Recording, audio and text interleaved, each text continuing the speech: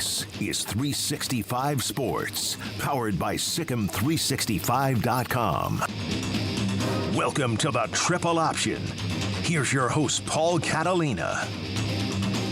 Welcome into the Triple Option. Paul Catalina and Jacob Wilson, old friend in today. Steven Simcox, he's been our Wednesday guy, but out today. And so we're adding another host of the rotation. And that's what we're going to keep doing. We're just going to add hosts of the rotation until everyone who's in the college football media space has been a host on the show. Sounds like a good plan. So you're like the sixth or seventh guy. Mm-hmm. So you're really at the beginning. I mean, I'm glad I'm getting in on the ground floor. I'm a little hurt that I'm sixth or seventh in the Rolodex, but I mean, I'll take what I can get. Depending on how well you do today, you can move up, and we can throw you into rotation a little bit more. So it's like tier based, kind of like Scientology or something like that. It's exactly like that. I took the business model right out of there. Just took away some of the. Somehow I'm not going to have any money by the end of all of it. No, that's the plan. That's the plan. No. So, Jacob, today got a couple things to talk about. In the second segment, we're going to go over Mel Tucker replacements. Did a top five about it yesterday, but kind of want to do a more long-form discussion about who fits that program. I mean, we can get in the weeds about how stupid it is to get fired in the way that he got fired in just so many different realms. There's a lot of different areas of discussion that you can dissect with the Mel Tucker situation. Yeah, so, but we're going to go with, like, actual practical, like, okay, now they've got to replace this guy. And they have a leg up on everybody else just by the fact that they fired their guy week 2. Yeah, so they've got a vacancy before anyone else. Yeah, so they've got a vacancy before everyone else, and maybe $79 million to burn now that they may not have to pay him after firing him for cause. For cause.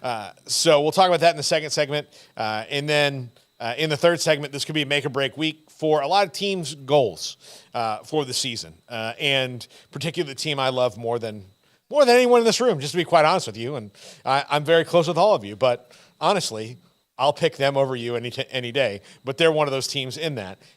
But first off, Jacob, we are maybe seeing a situation, and this is the last time this will happen because it's the last 14 playoff.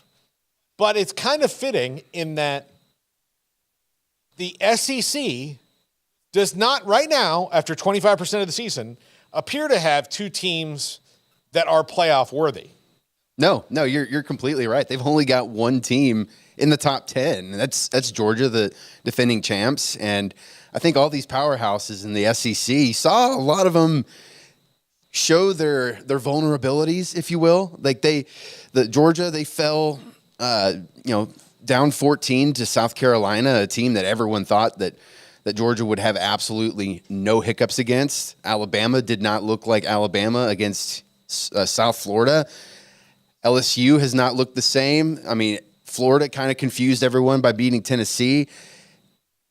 It's really, really kind of a head scratch, especially with the conference expanding next year. It's going to become even more competitive, but we're seeing some kind of cracks in the foundation. Anyone who really doesn't want the SEC to just be the undisputed leader, they have an argument for that right now. Well, and look, I think that the transfer portal has certainly put a dent in the SEC, in Alabama in particular, has put a dent in them.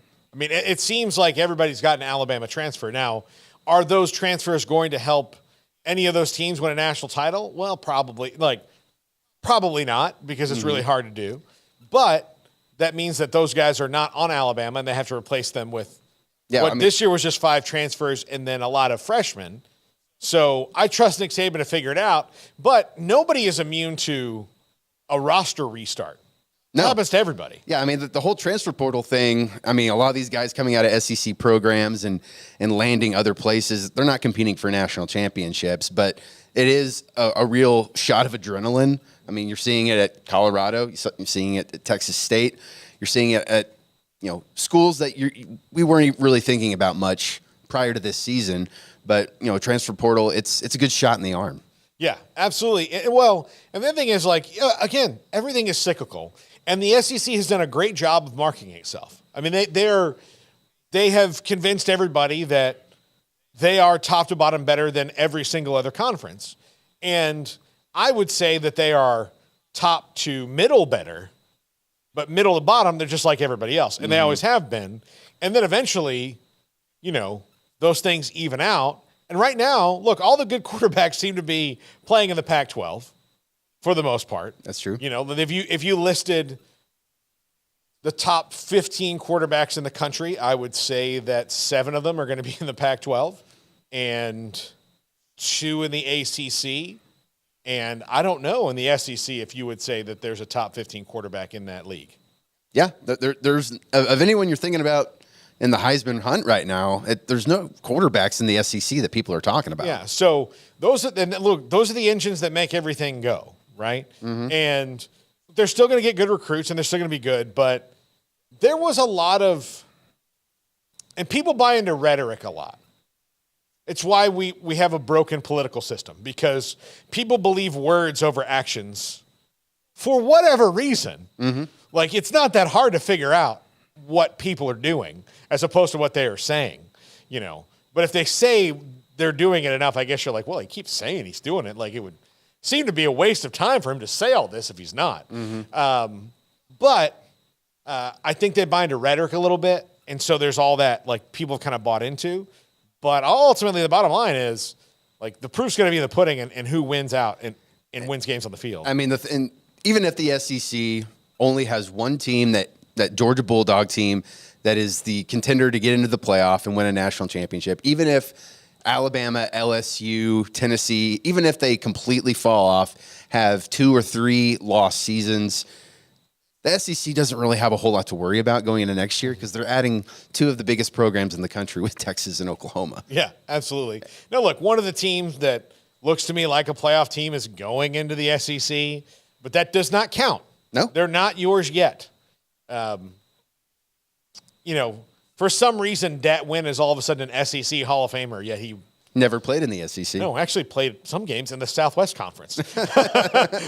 You're dating him a little bit there. Yeah, but I mean, so like those are like, let's not like just, you know, absorb everything yet. And so they're getting 2 huge brands. And look, everything's going to change. The playoffs is going to change, but the rhetoric from the one side of like, well, there doesn't need to be any expansion in the playoff or this, because the good teams are already getting in. Well, yeah, because you've set up a system that just feeds them. Mm-hmm. And so if all of a sudden you set up a system where people can eat, then there's going to be more healthy people. Like, it's not, you know, do we learn nothing from the Soviet Union? You know, like this is how it works.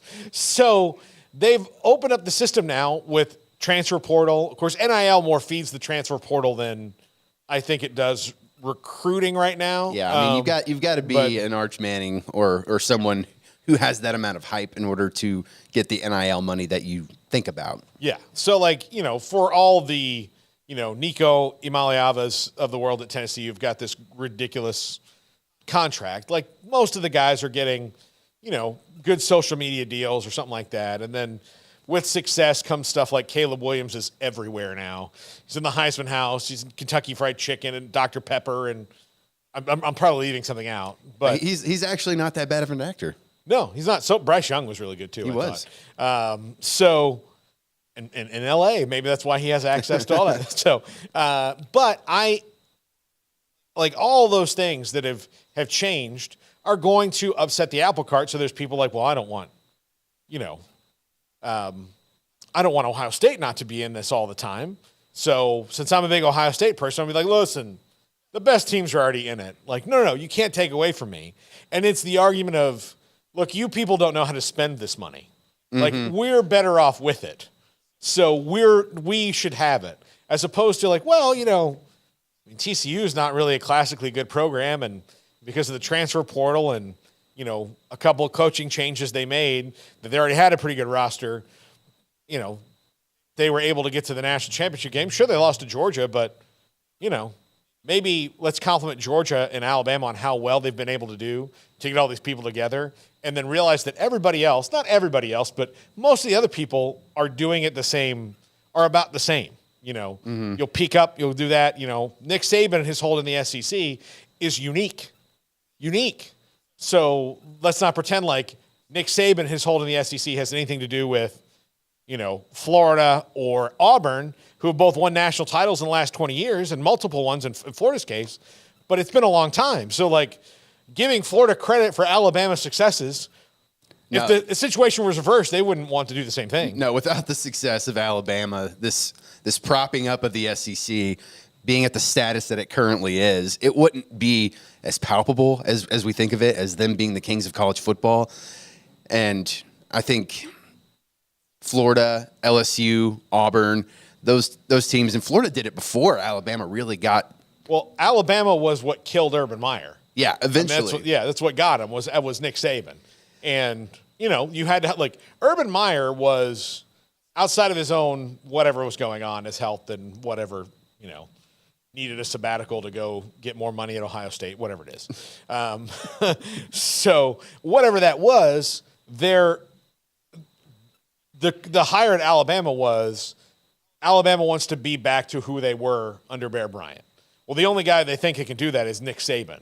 And so Nick Saban went and did that, and he not only did it, he did it better. Yep. In a time where it should be more difficult to win because the rules are more difficult to win than they were back in the 50s and 60s.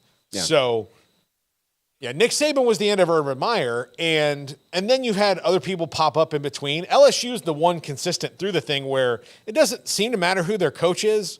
They'll find their way into a national championship. Yeah, they still find themselves relevant just about every year. Yeah, and look, the only team I would say outside of Georgia, you can make an argument could also sneak into playoff, and it's going to require losses by everybody else because they don't control their own destiny completely, is LSU. Like if LSU wins out, which would mean winning the SEC championship game, they will be in the playoff.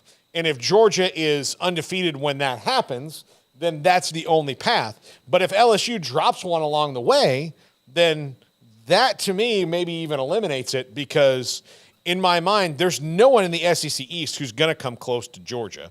Now, somebody might jump up and bite them, and I've predicted this for a while that, look, it's a long winning streak. Like somebody weird like Kentucky or maybe even Florida in the cocktail party is going to jump up and bite them. But do I think that those teams are going to do that unscathed along the way? No. Alabama's already shown that they're going to, Alabama's problems are not going to be solved in a week. As genius as their coach is, he's not solving them in a week. He's probably not solving them in a month. So they've probably got another loss or so on that schedule.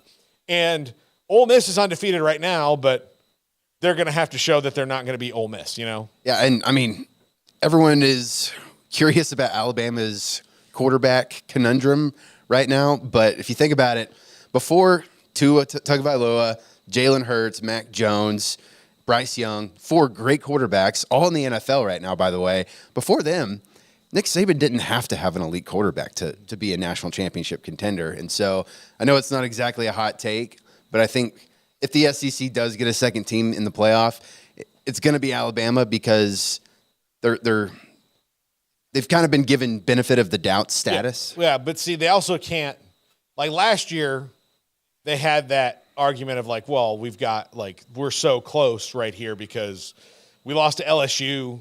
They don't have any conference losses yet. That's another point. No, that is true. I just think the next 7 games they play, it's really tough. I think they're going to have to lose at least 2 games in order for the nail in that coffin to actually be. Yeah, but here's the thing that they were able to do with those quarterbacks like Greg McElroy and Brody Croyle and all that.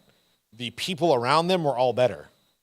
And then the people behind the people that were around them were all better than everybody else you have. Now the problem is that that's not necessarily the case. They are not 3 deep at every position. They might be 1.5 deep, which is more than most people are, but they're not 3 deep at every position right now. And that was telling the fact that they can't run the ball. Mm-hmm. That was the saving grace of every Alabama team before was they could run the ball. You know what? Greg McElroy's only going to throw for 147 yards today, and one of them's going to be a 77-yard screen pass that somebody took to the house. Fine. Well, they're run for 250. Yeah. And you weren't going to have the ball. So I think that's where their problem on offense ultimately also lies in that Jalen Milroe might be fine if anybody else around him could help him, but they don't really have that right now. So, they're going to be kind of stuck with where they are. Jalen Milroe's a fantastic athlete, but can they pivot their offense fast enough to get it to where you can win doing only what he is good at because that's not what you were trying to do against Texas. No. Can you win doing that before everybody else, maybe jumps out on you? Because their defense is okay, but Texas showed that it's got some leaks, and they're going to play some offensive. Look, A&M, I'm not going to say A&M is going to beat them again. They've only done it twice, but A&M is going to give them a lot more points than South Florida will. This week, Ole Miss is going to give them a lot more points than South Florida will. So even on a bad day, Ole Miss is probably going to score 24 points. Do you have 25 in that offense right now? Not from what we saw last week. That is the question on Alabama. So, yes, I do, your theory is correct in that, look, if Alabama even, just rest stop bathroom, of a season, the toilet's still flushed and it's still a functional bathroom, if they only have the one loss when it comes to it and it's to Texas, they will have an opportunity, because that means they would have beaten A&M and LSU and Ole Miss and all these people along the way. So if they maintain, but again, Alabama's put themselves in a position where they can't lose again. It's true. They can't lose again, and I just don't think this is a team that's going to have less than 2 losses based on the offense that we've seen through 3 games. Yeah, and it makes college football a little bit more fun, just knowing that, it's a lot more wide open in terms of who's going to get into this playoff, because only one SEC team in the top 10, and it's Georgia. And they showed signs of weakness last week. They had to, kind of pull their head out of their ass to get past South Carolina. Yeah, Georgia's weakness to me is boredom. They are, and they're not going to, for a little bit, get challenged to the level that I think that they want to. Yeah, that makes them vulnerable to somebody who, is hitting on all cylinders. Now, who that's going to be on their schedule, I really don't know. The best team I think they do play is probably Ole Miss, based on what we've seen so far. And, Kentucky could be interesting. I think Kentucky has a great coach. I like Devin Leary, their quarterback that they got from NC State. I like him quite a bit. Tennessee is going to be Tennessee and Florida, I think, are going to be oh wow, that looked really good this week, and then they're they look like teams in transition. So Tennessee and Florida are the 2 of those teams that are not necessarily national championship contenders, but I think that they're going to be good teams. They're going to be able to play the role of spoiler potentially. Yeah, exactly. I don't think that either of them can hang with Georgia if Georgia's having not a great day, a good day. Georgia's having a good day, fine. So, you're an SEC guy. I am. You're an SEC guy. Do you? You don't think that right now? There's not a wave of teams coming in the SEC that are like they have been in past seasons. No, I think as a general consensus, it's down overall. But I feel like, and I honestly think there's a situation where I do see Georgia getting beat. I think it might even be like Auburn, where it's just that old rivalry game that you're not expecting, you're overlooking. You bring up a good point. They're bored. They are bored, and it's going to catch up with them. I legitimately see an opportunity where Georgia gets beat by one of these teams you're not expecting them to, okay? They right the ship, they get to the SEC championship, they beat LSU, which more than likely will happen. And the SEC's left out, dude. Notre Dame is the outlier in this because they are really good. They always get the benefit of the doubt. Yeah. The Pac-12, I think, should get 1 or 2 teams. Texas is really good, and somebody from the Big Ten. I would not be surprised if the SEC, I'm an SEC guy, is on the outside looking in saying, what the hell happened this year? Yeah. Look, the Pac-12 to me is the team, is the conference has the best shot to get 2 in. And they're literally on life support. Exactly. So they save their best for last. Yeah, it's a way to go out. I guess the best concert tour before everyone goes to rehab. That's the one. Only difference is no one's coming home from rehab in the case of the Pac-12. Yeah, exactly. It's so weird. It's so bizarre that is the case. But yeah, I think so. Because I think ultimately the ACC is going to have to be an undefeated team. Yeah. Or Clemson running through, getting the benefit of the doubt. But I don't think. I think Clemson's cooked. If Clemson, again, we'll talk about the ACC in the third segment. Clemson wins this week, then their narrative changes a little bit. But they still have to play North Carolina and I believe Miami. So that's going to be tough for them. So there are things going on that maybe have swung the tide away. So if it's North Carolina, Florida State, whoever, Miami, that would come to the ACC, they're going to have to come out unscathed and probably beating a team twice. That's true. I mean, the ACC and the Big 12 are kind of in that same camp where if they're going to get a team in, they can't have any blemishes. Texas could have one maybe because they're Texas, but even still, at this point on their schedule, if Texas loses to Baylor this weekend, they're not getting in. Exactly. No, they're going to give everybody an excuse to be like, well, they're not back.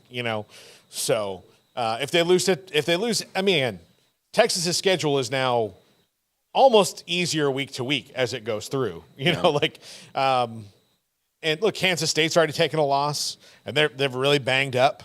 So who's to say? TCU, we're not sure who TCU is yet compared to last year. They're the first victim of the prime experiment. Yeah, and I'm not even putting that on them. I'm not even, that they scored 42 points. You should win the game, but there's something different at work on that one. So yeah, I think that we might actually see a playoff that has 4 teams from 4 different conferences, and one of them might not be from the SEC. I don't see that. That's the most extreme thing happening because I think conspiracy theory thinks they get in the room and go, okay, this SEC team for sure, and let's make the argument for the second SEC team against everybody else before they've even decided, who the other 2 teams for sure that are in.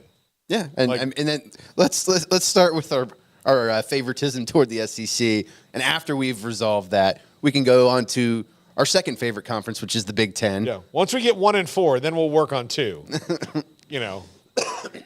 Not let's get 1, 2, and 3, and then debate 4. No, most, I think people think that and I don't know if it's that way, but it certainly does feel that way when and we asked Kirby Hocutt about this. Craig and I had him on the show, and being the spokesman for that, he's like, it is a really thankless, tough job. Yeah. Because you have to walk out and be like, all right, well, this is what they said. And then you can't really say what you want to say. It's like, look, this is just, we've watched a lot of football in here. We've determined it. We're the expert panel. This is how it is. Because you're going to be asked specific questions about it, which that you're not going to be able to answer. You're going to be like, yeah, that is a really good point. We thought about that, and we could not come up with an answer that didn't sound like we were lying. And if there's a collection of rational, level-headed, even-keeled people, it's college football fans. And so when you have an argument to make against why their team shouldn't be included in this playoff, yeah, there's going to be some pretty nasty. It's just like a Twitter conversation in real life or whatever you want to call it. Now, where I whiffed in that interview with Kirby Hocutt, and it's because anybody who saw it, we didn't know he was calling in the show. Totally random. We had no idea. Random. We got to break, and I got a call, and it said Kirby Hocutt on the phone. And I went, what? And so I was like, hello, 365 Sports, it's Paul. He's like, hey, it's Kirby Hocutt, called to my interview. And I was like, okay, let me text the guest that we do actually have coming up here. And so Smokey was out of town, so I had to text him and be like, hey, do we have Kirby Hocutt today? And you forgot to tell me? Which is completely out of the realm of possibility for him because anytime we get big guests like that, he's on Dave's it, yeah. in advance, we're prepared. There's nobody who's more prepared for the interview than Smokey. So it's not like anything was going to happen, different, right? And he was like, we talked last week to their guy, but he never gave me a day. And so I was like, all right, we'll just roll with it. But what I would have asked him, honestly, is it a good idea to even do that show until the last 2? Not 7 weeks of it or 6 weeks, whatever how many weeks of it there are. Mm-hmm. It's kind of dumb because what you say on Tuesday when you do it could change on Thursday if one of those teams is playing that day. Or one of the teams outside is playing that. If the 5th-ranked team hasn't played anybody yet, and they're playing on Thursday, and that game is somebody, even somebody that's not there, and they beat them 35-6, then you've been like, oh, man, we really took a dump on them. Mm-hmm. That was just 2 days ago. Well, now I feel dumb, So you have all that. Why not even do it? Just wait to the end and do it then. I know you're trying to fill television programming, but you're creating a lot of chaos that doesn't need to be created. Yeah, yeah. And when you're discussing college football on a talk show and you get an out of the blue text message or phone call from Kirby Hocutt, not expecting it, isn't that kind of similar to when the girl you like texts you at 2 a.m. asking if you're awake? Yeah, it was a little. I mean, like we were just like, yeah, we're gonna roll with it. We're just gonna go. So we get the Texas Tech AD, a guy who's been out in front of those cameras as the CFP spokesman. Like we're gonna roll with it. But it was like one of those things where I had no preparation other than other things like just in my head. You have to go, what have I always wanted to ask this guy? Oh, this. Let's go. Because he kind of called us out of the blue. When we come back, who should replace Mel Tucker at Michigan State? I'm curious to hear some of your answers, Jacob. I did a top 5 on it yesterday. There's some people I left out, although there's like 15 candidates for this job that make sense. Yeah. So whittling it down to 5 was a little bit difficult. But Jacob Wilson with me here. This is the Triple Option on 365 Sports. If your business is like most, you need things done quickly. But if you're still tying your critical applications together on multiple shared public networks, you've probably been feeling the slowdown. And that's no good for business. A private UPN fiber network can get you and your business moving at the speed of light. Whatever you need, we can build it. Internet, Metro Ethernet, Waves, dark fiber. We deliver custom private networks and are focused on business customers only. Our next generation 100% fiber optic infrastructure offers you low latency and ultra scalable bandwidth with speeds up to 100 gigabit to run your critical applications. Your connection won't be limiting your performance anymore. It's diverse and scalable, so it can grow and change as your business grows and changes. And with a secure carrier-grade private network, you'll have all the reliability you need.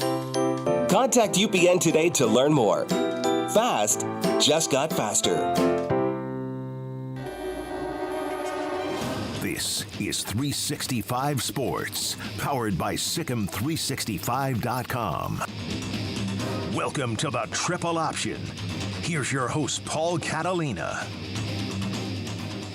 Welcome back into the Triple Option. Paul Catalina, Jacob Wilson alongside. And I need to use this opportunity to let everybody know that we are, if you're watching the show or you watch the main show, we're going to be in Orlando next week on Thursday and Friday. Thursday, we'll be at Burger U, which should be from 2 to 3 p.m. Eastern time, 1 to 2 here. But if you're in Orlando, it's going to be 2 o'clock. And then we'll be at Bounce House Social. The show will air from 4 to 7 Eastern time because that's 3 to 6. But we'll be there probably a little bit longer than that doing some fun stuff with Bounce House Social in Orlando. So thanks to Ingenuity Air and thanks to Meridian Capital Homes for sponsoring us on that trip. Those are 2 companies down in Orlando that are sponsoring the trip for us. And we're going to have a good time. Jack and I are going down there. So Just you and Jack? Just me and Jack. Just me and Jack. Other people have to be here. I got high school football. Yeah. So, yeah. So. Hey, so do I. Yeah. So, there you go. I mean, I've got a feeling that Paul taking Jack down to Florida for a weekend, Jack is going to come back a completely new man, going there with the resident Florida man here. Here's the deal. He's kind of stressing out about it right now. He's a little nervous. He's a little nervous. He's a little stressing out about it right now.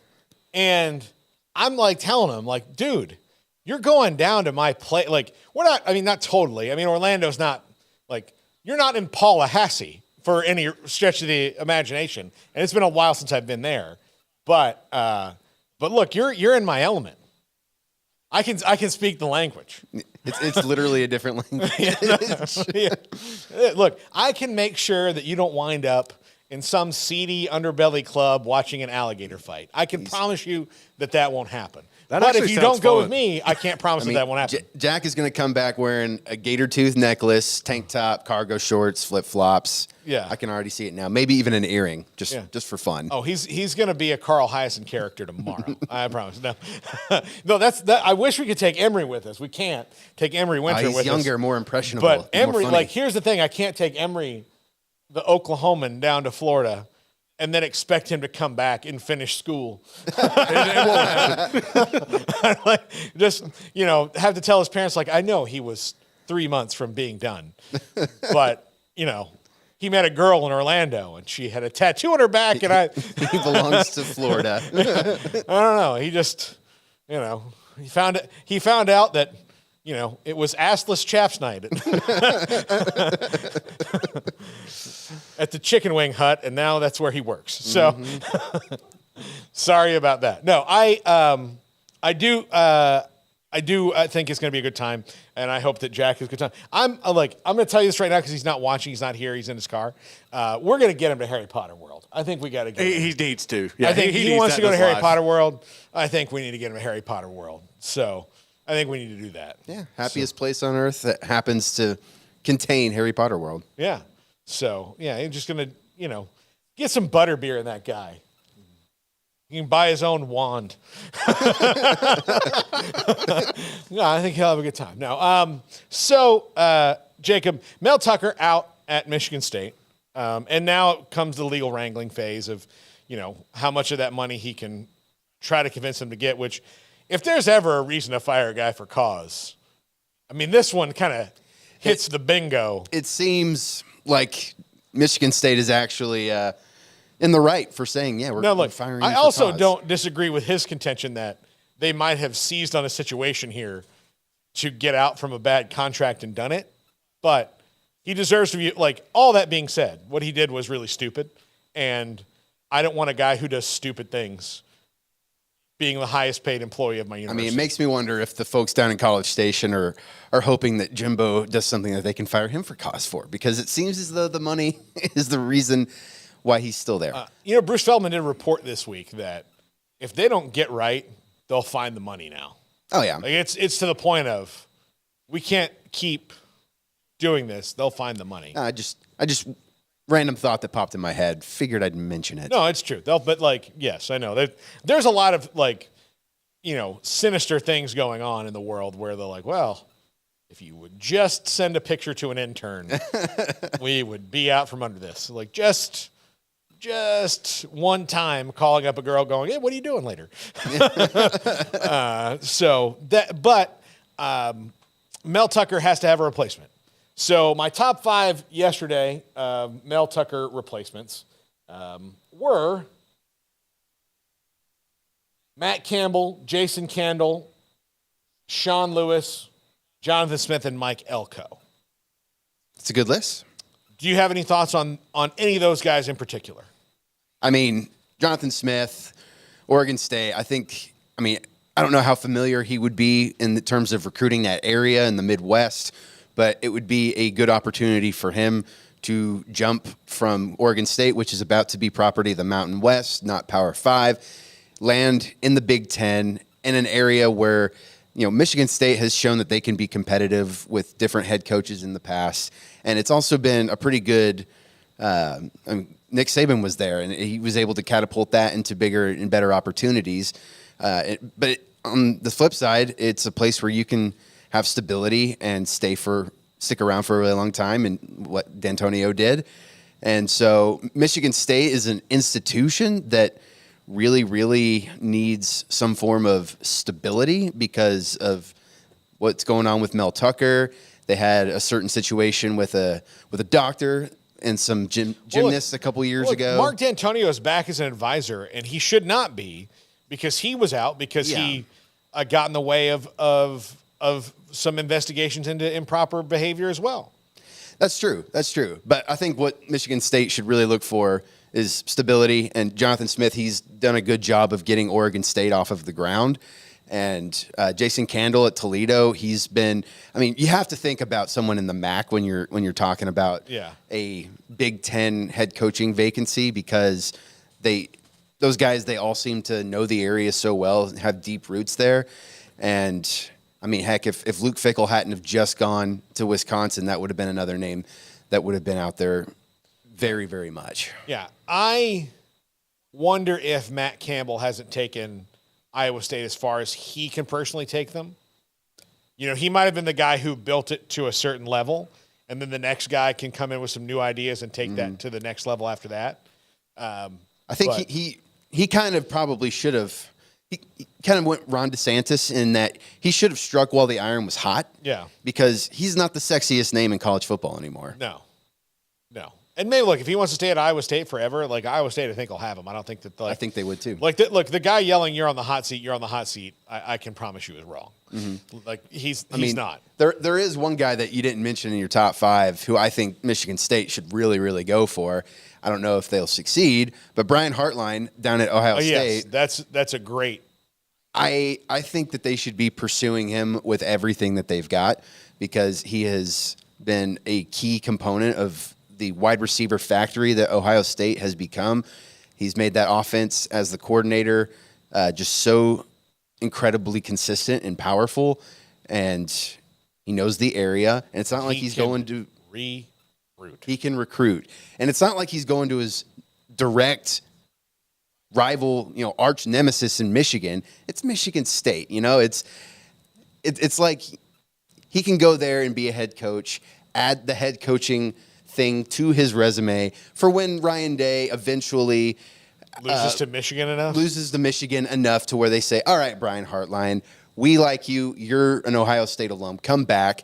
I think it's a win-win for everyone. My only question is, how loyal is Brian Hartline to his alma mater? Yeah.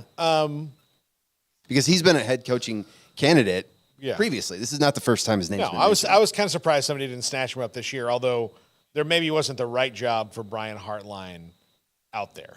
But Michigan State, to me, they're one of those schools that's like, it's a big school. They spend a lot of money on athletics, fantastic basketball school, a good football school, not a great football school, good, consistent football school. Mark D'Antonio, 11 out of 12 years took him to bowl games, and so they have that potential there. Nick Saban was at Michigan State. They've got potential. They've got to do this. They've got to really do this right in a lot of different ways.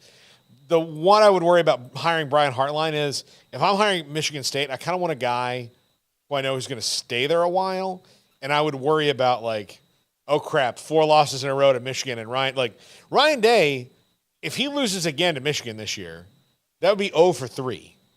I think he gets one more, and that could be the only game he loses. Mm-hmm. Ohio State could reasonably fire an 11-1 coach because the one is Michigan. And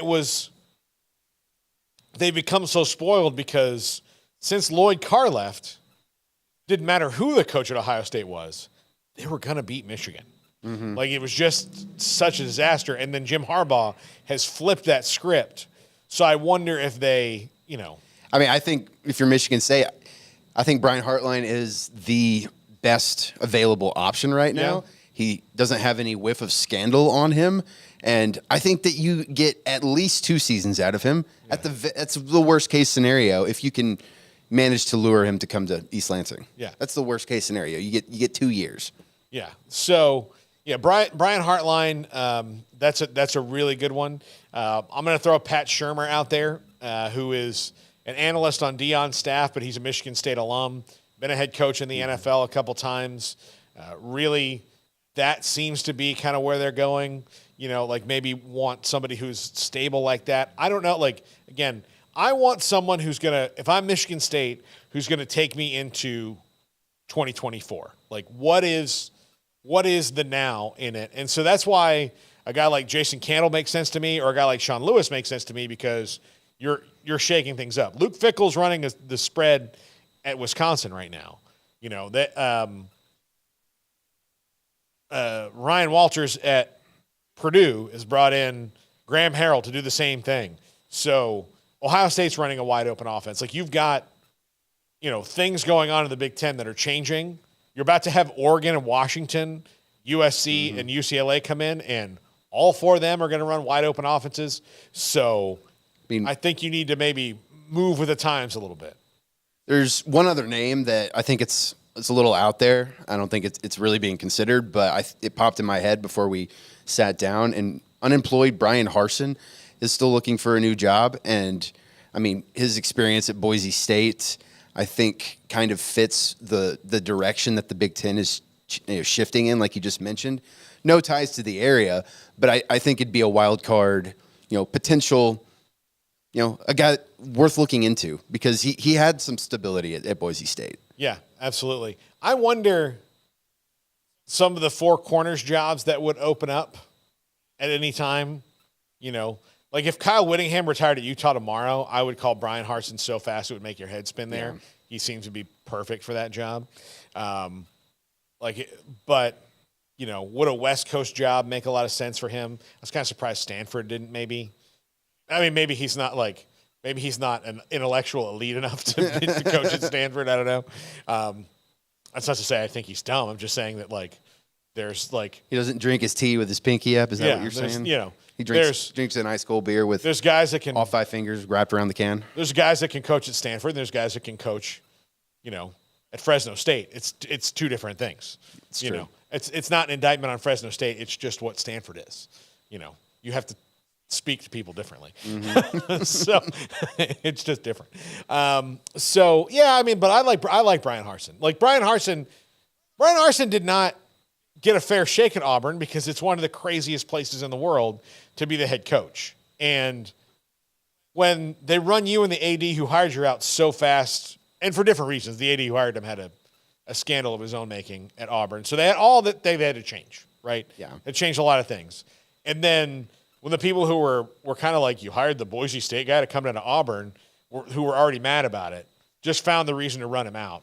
Yeah. And then we're trying to make up reasons to run him out. I don't think about Auburn in terms of a blip on his resume just because, like you just mentioned, that's not really his fault. Yeah, no, it was it was like why couldn't you get Westeros straight? I mean, you could not figure out, it was kind of like Tommy in Goodfellas when he thought he was going to get made and just goes into the bedroom and gets his head blown off. Exactly. Yeah. That's exactly what it was like.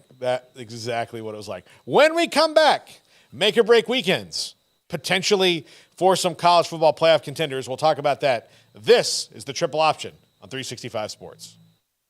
If your business is like most, you need things done quickly. But if you're still tying your critical applications together on multiple shared public networks, you've probably been feeling the slowdown. And that's no good for business. A private UPN fiber network can get you and your business moving at the speed of light. Whatever you need, we can build it. Internet, Metro Ethernet, Waves, dark fiber. We deliver custom private networks and are focused on business customers only. Our next generation 100% fiber optic infrastructure offers you low latency and ultra scalable bandwidth with speeds up to 100 gigabit to run your critical applications. Your connection won't be limiting your performance anymore. It's diverse and scalable, so it can grow and change as your business grows and changes. And with a secure carrier-grade private network, you'll have all the reliability you need. Contact UPN today to learn more. Fast just got faster. This is 365 Sports, powered by Sikkim365.com. Welcome to the Triple Option. Here's your host, Paul Catalina. Alongside Jacob Wilson. Warning of Jacob Wilson, who he is. He's been behind the scenes here for a while. And That's then, right. Trying to bring him back in front of the scenes as much as we can. Jacob, make or break weekends for certain teams. We'll start with Oregon and Colorado because that's a big hype game because of the Deion train and everything that's going on. This is going to be a huge test for Colorado. I do not think this is a make or break game for Colorado. No. Because right now they're already, they're one game better than I thought they would be at the best. I thought they would probably be through these 3 games. I thought they might be 1 and 2. I mean, Colorado's already put exclamation points on all 3 weeks of their season. Yeah. And so given their lack of success in the last really 2 decades, I think they could probably hang their hats if they just went off and had a terrible record in their conference this year. But Deion has definitely gotten the ball rolling in a way that's very, very exciting there. Yeah, absolutely. Okay, so I think, though, for Oregon, this could put you behind the 8 ball in that league. And look, it's a really good league. They have really good teams. We talked about it before. We talked about it yesterday or 2 days ago about, why do you wait to write your opus as you're dying? Just kind of weird. I think a lot of them have to be like, hey, had we figured this out before? None of this happens. Yeah, we could take this tour international. Yeah, this is just nothing. It's weird. oh, well, George Cleophas just sitting in his house in Montana going, why did I take this job? Yeah. I was in Vegas. It's like Jackie Moon playing for fourth place in semi-pro, even though it's really for nothing. Yeah, absolutely. Absolutely. There is so much crazy about that whole situation that, we spent months talking about. But I do think for Oregon, though, if Oregon loses this game, it's a big black eye on not just them, but the conference, like you said. I mean, it's going to take them again, they're not going to completely control their own destiny because now you have to hope. When you take that first loss, you now have to hope everything works out perfect for you around you. You have to win all the rest of your games, and then you have to hope for more chaos around you. And that is hard to do. So Oregon, a team I think that's very much college football playoff capable and capable to win the Pac-12. But I do wonder about the Pac-12 as a whole. Are they so good and they're so deep that there's no way that anybody can get out unscathed enough to make the playoff, where in the 12-team playoff era, I could make a case that 3 of those Pac-12 teams would make it in a year in a 12-team play. Like next year, if this was next year and we had 12-team playoff already, I'd be like, look, somebody out of the USC, Washington, Oregon, Oregon State, Colorado, Washington State, there's 3 of those teams that are going to find their way to the playoff. No problem. No problem. I think I just did the German 3.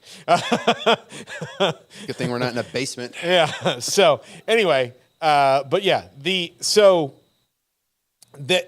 3 of those teams. But now, because of the fact that you have to be pristine, as soft as a morning dew when you go into the committee, I don't know if they can make it. So this is why if you really think you can make the playoff, and I know that Deion is going to believe that he can do anything because he's Deion Sanders and he can.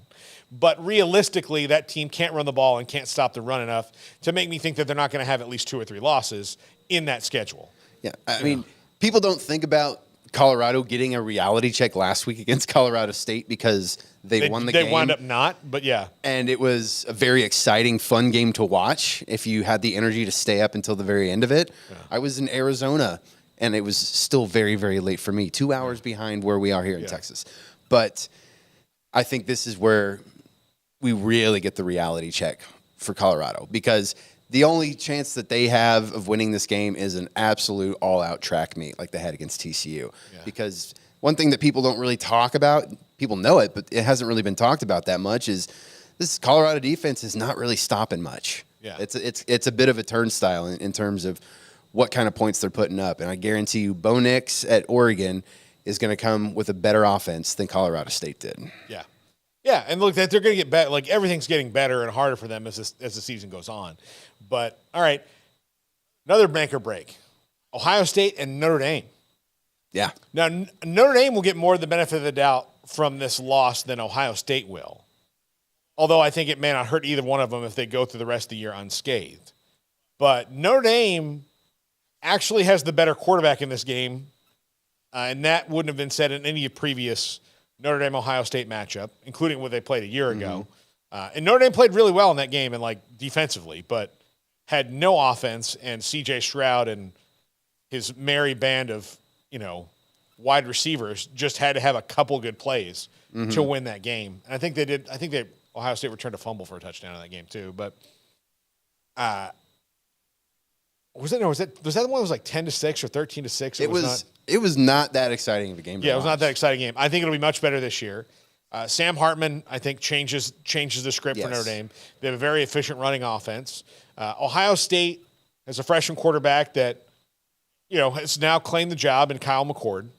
So we'll see how that goes. But this one, it could be make or break for them because you get the loss here, and now maybe your goals have not changed, but have become harder in that one. I mean, these are 2 blue blood made men in college football going at it, and it's going to be exciting because it's a battle of 2 very powerhouse teams, a lot of history, but ultimately I don't think it's as make or break as you might, just because the loser of this game, it's not going to be that ugly of a blemish at the end of the season when it comes time to argue their case for the playoff contention, because it's That loss, it was to Ohio State. They're Ohio State. Yeah. Vice versa. Yeah. So, but again, it kind of maybe changes depending on how it goes, who you really are. Maybe you're not as good as you thought because you can't. To be elite, you've got to beat the elite. True. To do that. All right, and the other one, and the one that I 11, like at least it's 11 o'clock in the morning, so before I have to come and work here on Saturday, I can cycle through all my emotions, which there will be many. But Clemson and Florida State. I cannot stress enough how important this game is to Mike Norvell and Florida State. If they do not win this game, they could even go out and win almost all the rest of them. If not all the rest of them. But if they don't beat Clemson, then all the hype that came to them leading up to this year and then in the immediate aftermath of the LSU game, in my opinion, is completely washed away. Because if you can't unseat the king, and Clemson is the king of that conference right now, it's another year where you have to figure out how you can beat Clemson. And if you can't figure out how to beat this Clemson team, this one that's as down as they've been in a long time and vulnerable as they've been and still good in a lot of regards, but not what they've been, if you can't figure out how to get Dabo now, I don't know when you are. And I'm a big Norvell believer. I think that Florida State's on the ascendancy. This is in no way going to change anybody's idea about his stability and his job. But in this particular season, if your goal is to get to the college football playoff, the only way you do that if you're Florida State coming out of the darkness and not winning in Clemson since 2013, which that one was a pants-down spanking led by Jameis Winston. If you don't do that, then the goals for this year are almost gone because now you have to play so perfect and so dominant for the rest of the year, and you probably won't get another shot at Clemson because somebody else will beat them again and knock them out of the ACC title game. You will always have that hanging over you.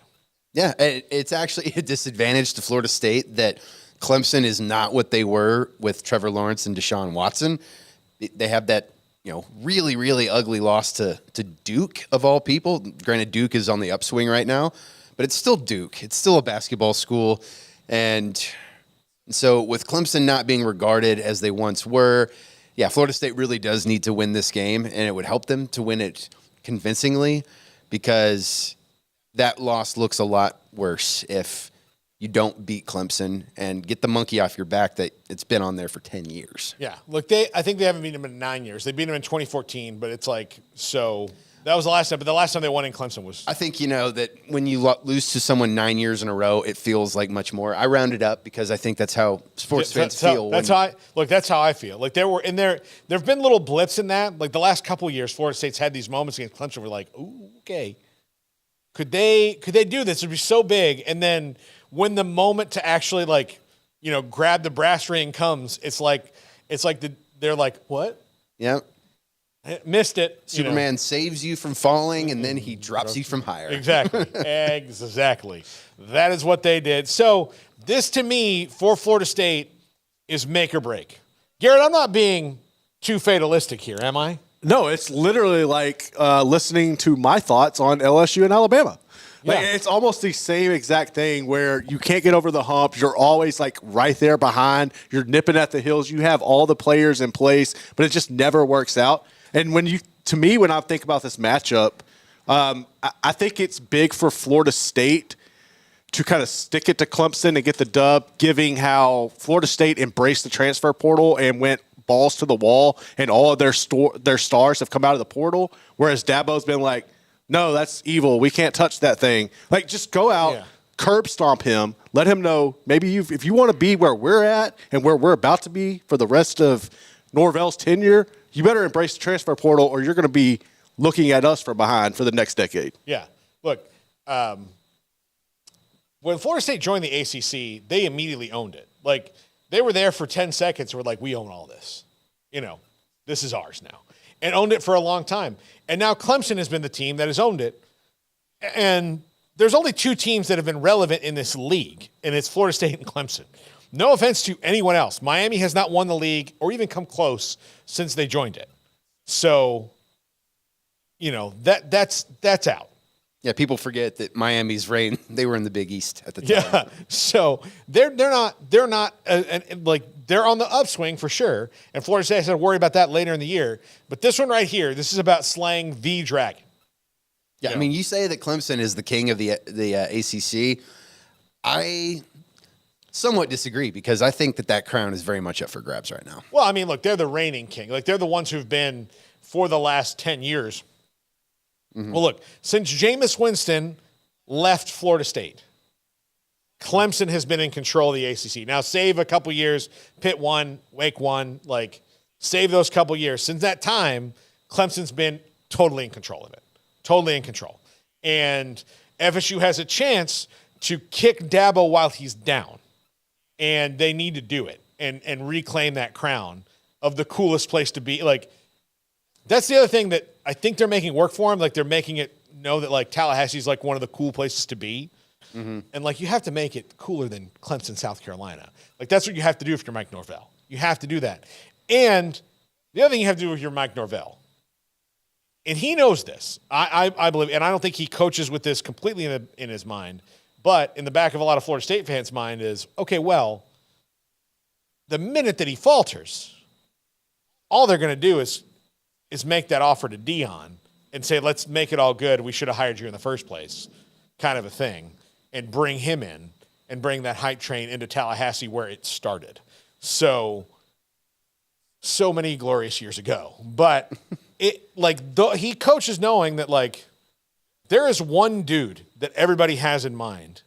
I do think, like, to compare it to you here at home, I think a lot of Baylor coaches were always worried about Mike Singletary. Yes. Like, Mike's the best player who's ever played at Baylor. He's a coach now. Everybody wants him, I mean, Kevin Steele and Guy Morris, they probably had that Mike Singletary cloud drifting over them. But, that it's definitely worn off. And that being said, this Dion hype train is way, way more intense than that ever was. Oh, yeah. I mean, it's just look, Mike Singletary is like a quiet, I mean, he's not quiet, but he's like a pretty reserved, button-down person who gets intense when he needs to. Deion Sanders is a legitimate rock star. Like, there's a difference, Yeah, he's got Lil Wayne on the sideline in Boulder, Colorado. Yeah, Mike Singletary wouldn't, like, he's so old school, he wouldn't even think about that at all. Like, it wouldn't be a thing that he would ever even occur to him. Like, hey, we better, who should come to this game and hang out with us is Offset.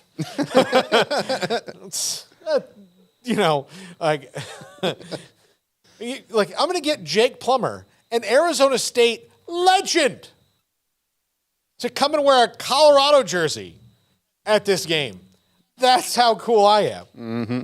I mean, he got Dwayne "The Rock" Johnson to come, and The Rock has no connection to Colorado, and I believe he is a Miami alum, a rival of Prime's alma mater. Yeah.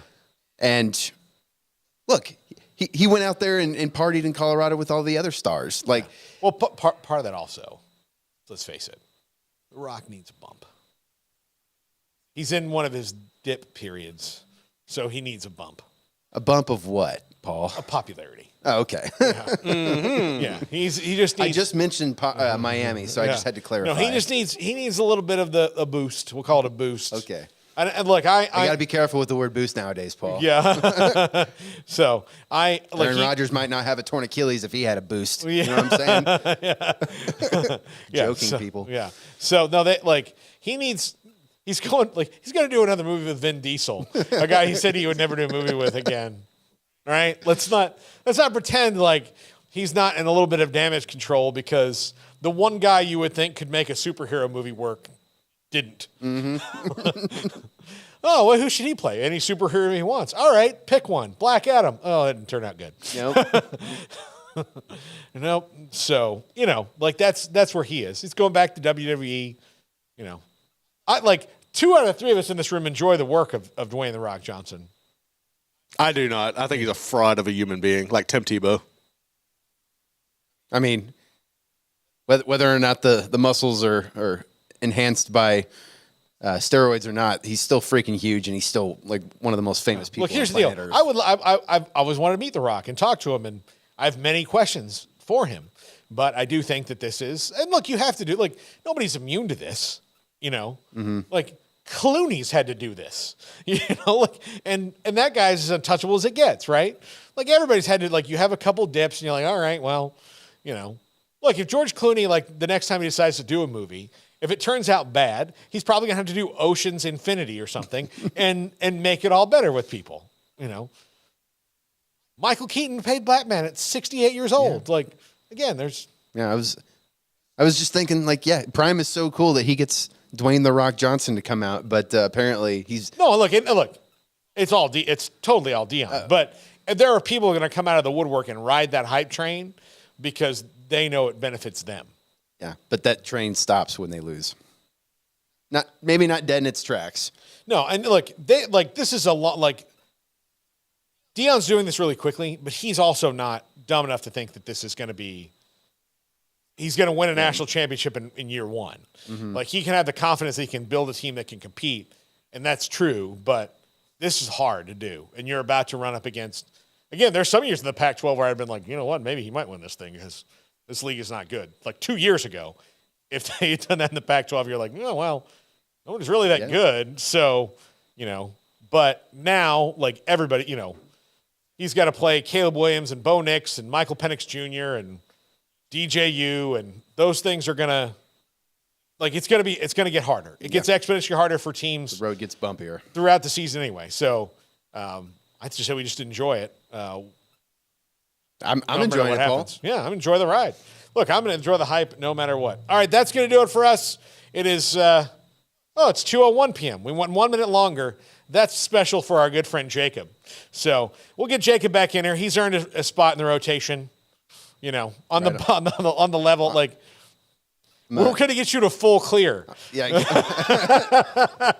I'm level 3 right now. I got to get to level 7 before I can be clear. Yeah, Garrett will take your first deposit on the way out. Where are my cans? I got to get audited here. Yeah, so he'll take your first deposit on the way out, and later on you'll meet Tom Cruise. But that's way later on.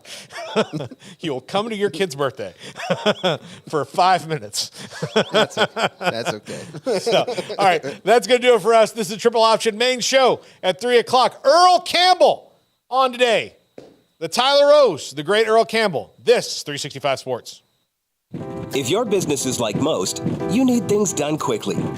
But if you're still tying your critical applications together on multiple shared public networks, you've probably been feeling the slowdown. And that's no good for business. A private UPN fiber network can get you and your business moving at the speed of light.